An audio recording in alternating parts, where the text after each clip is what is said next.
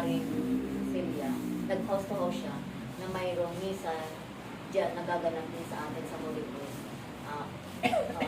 2011, October 11 din yun. Ngayon, hindi ako pumasok noon.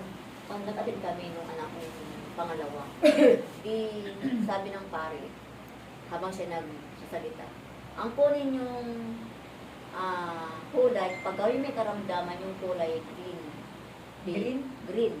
Mayroon kasi silang parang Manila paper na ginupit-gupit. Ang daming tao, ang daming may mga sakit, may mga wheelchair. Ngayon, Parang ano ba yun? 2000. Iba yung mga parang bande-bandera na nakalagay. Ngayon, ito na ngayon. Meron ako Ang sabi naman, yung may karamdaman, ang kunin mo ay yung mint green. Di ako may karamdaman kasi nun eh. Di kumuha ako nun.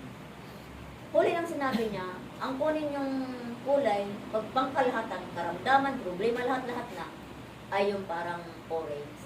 Di binali ko ngayon si mint green. Kasi ako pangkalahatan ako eh. Nandun sa akin lahat ng time na yun. Kasi sa akin ang may problema ko. Nakapila na kami. Pero ang una niyang hiniko, yung mga naka-wheelchair. Sumunod, kami na pangkalahatan.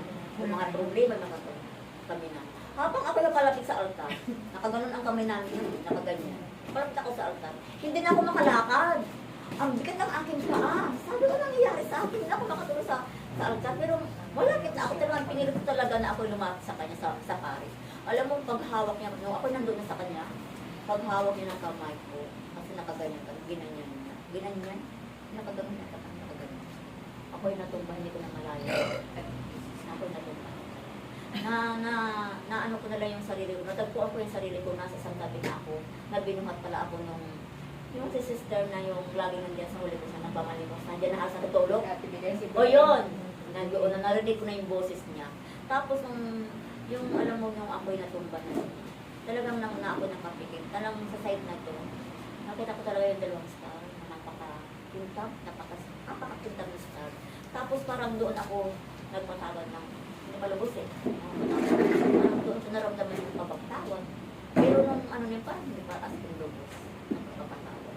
Pero talagang doon ako na